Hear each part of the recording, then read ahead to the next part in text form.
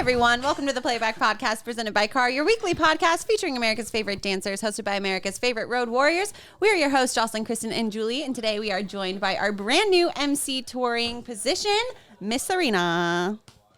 Serena, you were in Redondo Beach for your first official show as an MC, so tell us a little bit about what made you want to come and join the Car team and how your first weekend was. I'll start for you.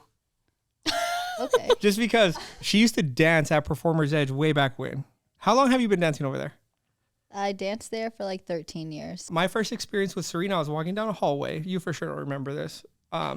It was at the Long Island show. And Serena's like on the other side of the hallway walking the same way. And you know when there's only like two people walking, it's kind of weird. Like, do I say hi to them? Do I whatever? And Serena was the first one. And I didn't hear her, but she had said like, "What do you do here?" Like in her Bronx attitude accent. And then I was like, "What?" And she said, "I said, what do you do here?" And then I had told Adam, I was like, "Yo, some kid just totally bullied me in the hallway." And that was Serena, probably 6 years ago. Well, I guess now I'm asking myself, what do I do here? But yeah, I wanted to join the Car team. I've been competing there as a kid since like 10 till 18. And afterwards, like once I was fresh out of high school, I applied then. And I was like, oh, I just want to go straight into it. And then I was like, it's kind of unrealistic, to be honest, with like college and my schedule. So then once I was out of college, I was like, I got to try again. So I tried again, and I like reached out to Adam because I had always seen him at competitions, and then it kind of worked out this time, and here I am. And it's funny because both Nate and Adam said when I told them I was going to be an MC, they're like, "Oh, that's the perfect position for you." And I was like, "Really?" Like, What did you think? When you saw the different positions without being told what is good for you, what would you think? I guess like more backstage type of like, I don't know. I just didn't see myself on the mic. But then like once I started like learning what it was all about, I was like, oh, this is kind of like perfect. And I'm like really happy that they like kind of forced me into it. But Well, I always say, like, as a dancer, I think MC is the perfect entry position because you still get to watch every single performance. Most of the time, dancers have a personality, like a performance element to it, so it makes it easier. What was your experience? Because as dancers, we're used to talking with our bodies. What was it like to have to, like, play into that whole personality? yeah, I mean, at first I was just like reading because I was so scared that I was going to mess up like the numbers and the names. And then by like, I'd say Saturday night, I was like really feeling groovy and I was like getting into it and kind of just performing essentially. And I was thinking a lot about like what I look like from the back. So I was like kind of like moving my shoulders. Like, I don't know why at all, but and then it made it more fun. I was like, ooh, people are watching me right now. So I have to say like, Act 274 is coming to the stage. And Yeah. why my shoulders? So my shoulders yeah, I couldn't stop them at that point. But that was really fun to like experience that. And then being on the other side of it, watching when the group numbers came on, I was like pretty anxious because I was like, okay, there's a lot of people on stage. I'm like sitting here. And if I saw something go wrong, like you're like, ooh, like, oh no, like what do I do? But you can't do anything. And then especially for like the hip hop category, the music and the cuts, I would turn to the tally and be like, because it would go like silent for a second. And I thought it was me. And I was like, oh no, what do I do? And they're like, it's just the cut. And I was like, whew, okay. Yeah. So that was an experience for sure. Well, welcome. Yes. But overall, good weekend? Yes, I had a lot of fun. Good. So we're officially kicking off our 2023 season. We just finished our first week of shows. So let's just go ahead and hop right into it. Yeah, absolutely. We were in Tacoma, Washington, and we were in Redondo, California. We were rainbow, right? No car this weekend. So it was all rainbow. Great shows. I'll start. I wanted to give a shout out to Act 208, Lost. It won first overall in the Elite Stars 12 to 14. This was Miss Chloe from Studio X, and this was in Redondo. She was stunning. As soon as she walked on stage, she had like a red costume on. It was like a 2-piece. So great. And she was just so strong with like her accents and her movement and everything. The entire like top 3 or 5 was dropped into like our social media box, and all of them, I was like looking through them and I was like, I can't even tell who won. Like they're all so good, but she was just flawless. I have a lot of like her transitions. That was one of my favorite things. The choreography too, like just the way they choreographed everything flowed so well. Like she never stopped and like went into a leg or like stopped and did a trick. Like everything moved so nicely. And I feel like that's a big reason why she won, especially getting in those older categories. It's not just about trick. It needs to have movement quality, have a flow, and she nailed that. One of the moments I was like, ooh, she did 2 second turns, and then she went into passe, and then she pulled down into like a skater turn, like in coupe, and her arms were up, and she was just like, boop, boop, boop. She did like 6, and then she like held it, and then she like released and rolled to the floor, and I was like, sold, done. But yeah, so she was fabulous. I popped by over Redondo too, and I want to know your thoughts on this act number. So act 271, Off the Carousel from Gotta Dance Academy. This was their like junior level. So this was their rising stars level. This was not their like older seniors, and they blew me out of the water. Their main boy, Tristan Jones, who I'm just a fan of, was so good, and the prop already like is what caught my eye. They had this gorgeous pony carousel prop that the whole song was in French, and it just had this whole vibe the entire time. And it was one of those dances where I by the end was watching it like this because it was just so delicious in how they were doing it. Like, I don't know, it was so good. So just wanted to give a shout out to Gotta Dance Academy. You guys did an outstanding job, and I'm excited to see that junior group continue to just get better and better because they were amazing. What were your thoughts on that one? Do you remember that one? I do remember that one. I remember announcing that one because we thought it was going to be a set prop, but it wasn't. So I was like, do I announce it? Do I wait? And then they came on with the carousel, and I was like, unreal. And he has his leg up in like this huge batma with the gorgeous pointed foot. And I was like, oh, okay, this is about to go off. Yeah. And it did. And like the whole weekend, he had done 3 solos back to back to back, like earlier that morning, and always was on time, right on. Like we didn't skip around for him. His quick changes were like on point, and I was like, work. He is giving like star quality. So yeah, definitely. Big fan. All right. One of the acts that I want to talk about is from the Tacoma show. It's from Ignite, which kudos to Ignite. You guys took home a lot of our High Point Awards. It was insane going through all the videos. This one was Act 376, Ode to a Love Lost. It was first overall Elite Stars duet trio, ages 15 to 19. Boy-girl duet. I'm a sucker for a boy-girl duet. It's so beautiful. And when it's choreographed so well, you're mesmerized from when they walk on stage to when they walk off. They started the dance the same way that they ended it, with a twist at the end. And it was brilliant. The musicality, the technique, all the lifting and the partner work wasn't that typical partnering that you see with every boy-girl duet where they're like lifting and putting down and lifting and putting down. It was so intricate, like that positive negative space, you know? It was giving Martha Graham vibes, and I was very into it. So congratulations, Ode to a Love Lost. Well-deserved first overall. It was really good. Big fan. They're good. I want to go watch their stuff. I never get to go to Seattle or Washington, so I never see any of that. My next one is number 619. This is called Motherless Child. It's from Tacoma. I think we recently just posted it on the Rainbow Instagram as well. She was stunning. She literally started the dance with this, like, her arms were like up behind her, and she did this like crazy elbow isolation, and I was like, oh, period. Like, you knew. She was serious.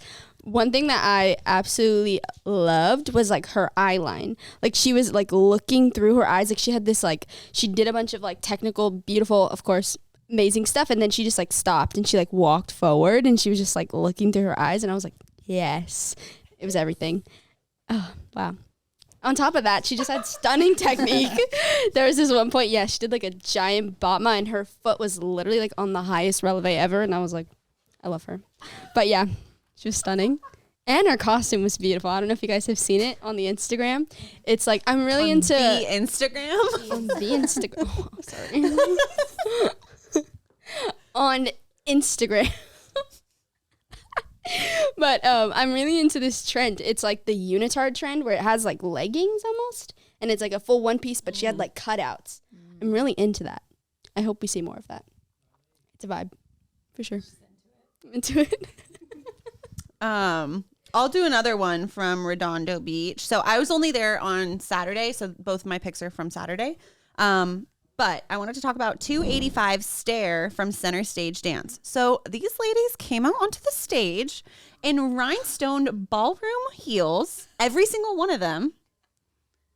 And they were actually doing ballroom technique. Like, that was my favorite part about it, is that they actually could tell that you could tell that they were doing ballroom technique. I don't know ballroom, obviously, but it wasn't just a dance that put on ballroom shoes and, you know, did a little Spanish Rose number and made it feel like it was a character piece. It was definitely had that ballroom feel. They were using their hips. So I don't know, maybe Dancing with the Stars in their future. Who knows? I feel like ballroom is like making its way into like mainstream dance. Like, I know a lot of conventions, even at HDE, like we have ballroom. I know a lot of conventions, that's one of their main styles now. And I'm excited. I feel like it's really cool to incorporate that. And I feel like we're seeing it more in like the industry as well. So it's really awesome to see like these home studios incorporating ballroom and even competing in it, like feeling that strong that they're going to compete with it. Yeah. It's tight. I would say especially like for those dance studios that are gearing more towards that industry style or wanting to prepare your dancers, like just getting your kids in heels, learning how to dance helps them so much, because going into any audition, doesn't matter if it's for, you know, Lady Gaga, whoever, they're most likely going to be dancing in heels as a female. So not even just as a female, in general, I feel like all across the board, you're seeing like these really cool, chunky platform, like just performance quality shoes that they're hard to dance in. And so learning how to maneuver those is going to only make you that much better of a dancer. So just had to give that shout out to Center Stage, because you are preparing your dancers for not just competition world, but beyond. Go off. To infinity and beyond. Ooh.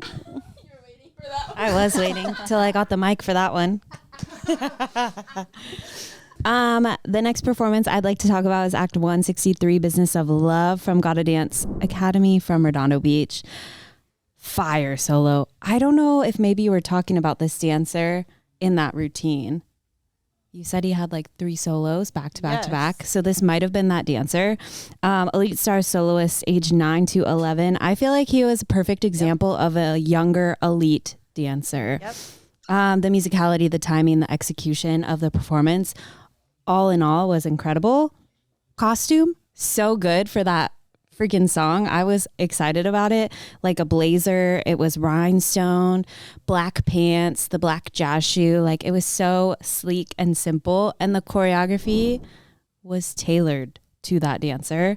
It reminds me very much, I love when choreographers know the dancer that they're choreographing for, and they know what they can do, and they know their strengths, and they put all their strengths in there. They don't give them something that they can't already do. Much like Avi with the Stone Sisters, like, she choreographs to them, and I feel like the choreographer of the soloist choreographed to that dancer. It was so good, and I want to go watch it again. Yeah. It was very good. Congratulations. Crushed it.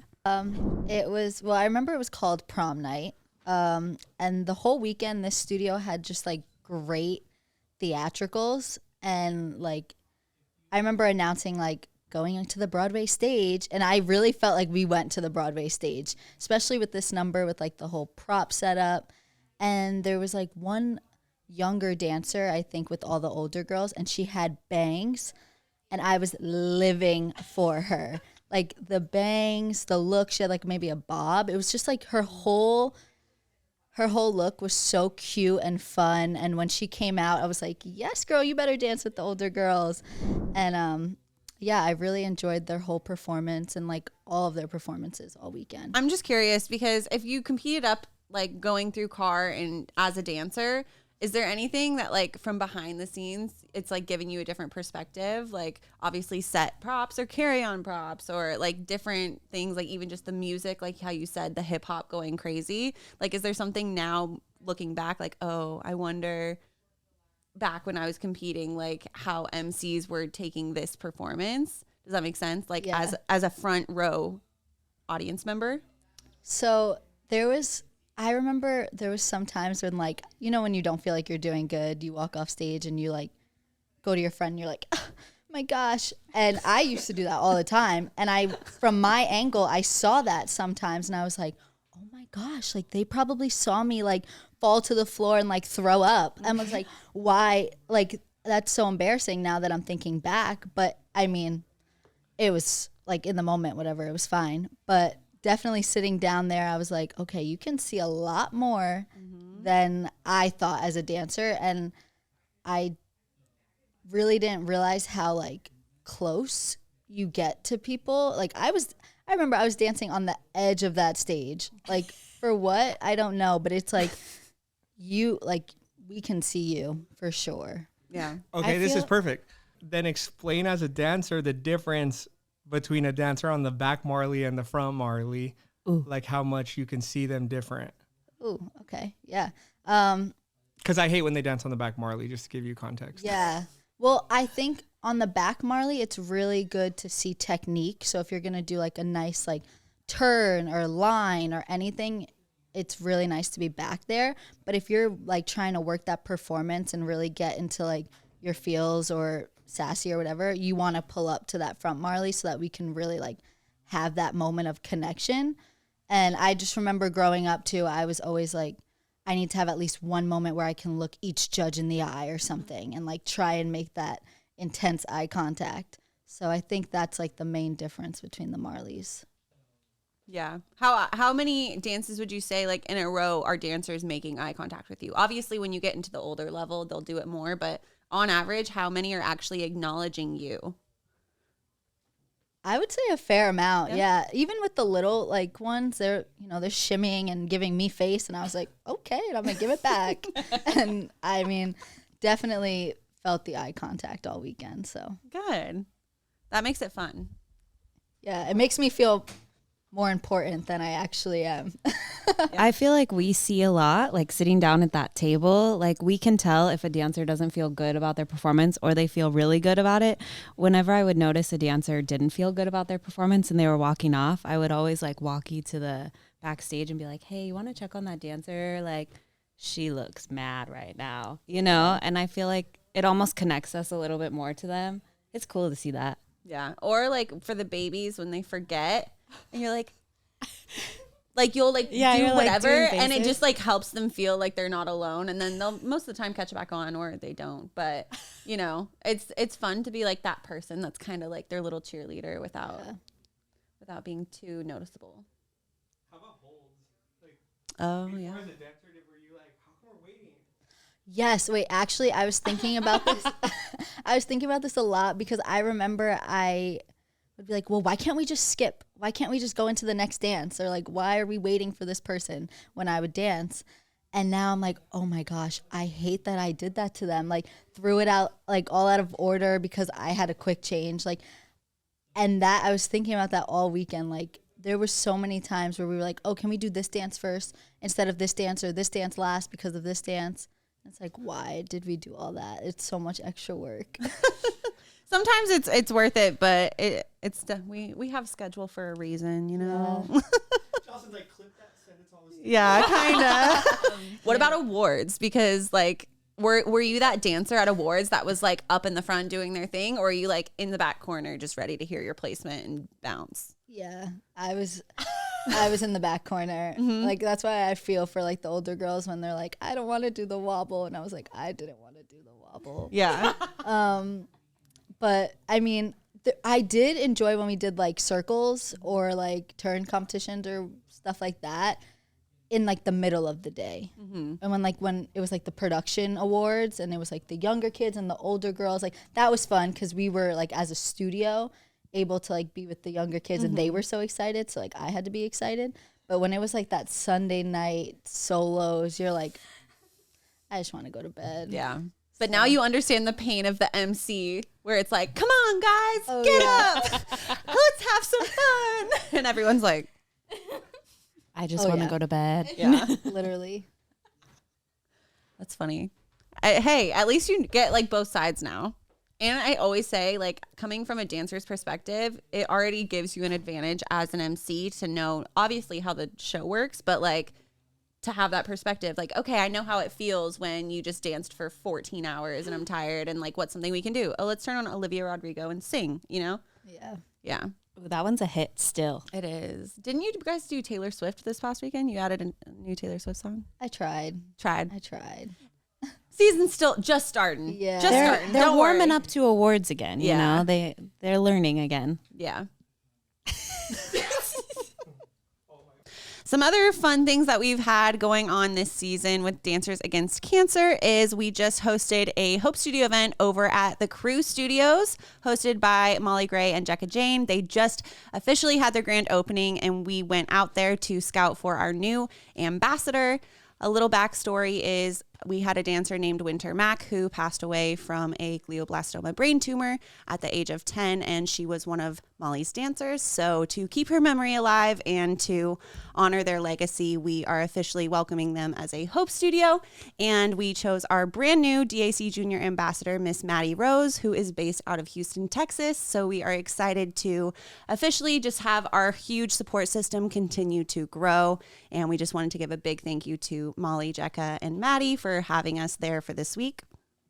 Also, a really big announcement that we have for 2023 is we are going to be announcing our Hope Studio tier system. So we have our minimum donation requirement to become an official DAC Hope Studio, which is $1,000. However, we have so many studios that just go above and beyond when it comes to their fundraising, and we wanted to reward that. So this season, we are going to have 3 different levels of Hope Studios. So our first level is going to be that minimum $1,000 requirement up to $9,999. And this is going to be our gold level. From there, it's going to be platinum, which is starting at $10,000 up to $19,999. And then our diamond Hope Studios will be $20,000 plus. So this is the entirety of your year. And this can be done through multiple fundraisers. You can donate at the end of the year all at once. It's really just based on what you and your Hope Studio want to do. But if you want more information on how to get started, definitely message us for all those details. We've officially closed out our 2022 convention tour season, and we are so excited for the next one, but we have comp now. This weekend, I'm going to be at a rainbow show in Escondido, California. So excited. We have a lot of proteges that are going to be there. Ooh, get excited. Where are you going to be, Serena? I'm going to be in Long Island at Carr. Ooh, back in New York. Back to my roots. Are you excited? Do you know if your home studio is going to be there? I don't know, but I am excited. That'll be interesting. We are both going to be at Ultra Anaheim. We are so excited to kick off the second season of Ultra. Yeah. It's going to be so good, guys. We're making changes. We're implementing new staff. Like, it's going to be a really good season. We're fired up about it. I'll be at the first 2 weeks, and then I'm no longer on tour. However, I'm going to be popping in on Rainbow, Car, Ultra, everything. You guys can't get rid of me. Nate, you're going to be at Ultra this weekend. Are you pumped? I'm pumped. I might take a trip down to Escondido. Is that Rainbow? I might take a trip down, but I definitely will be in Escondido on Sunday. Or no, I'm sorry, at Ultra on Sunday for sure. Cool. Yes. Love it. Well, we've got all the shows coming up, so make sure you guys are following us at Playback Podcast and all things Car, Rainbow, DAC, and Ultra. As always, thank you for your support. We're excited to head into another season, and we will see you on the road. Bye.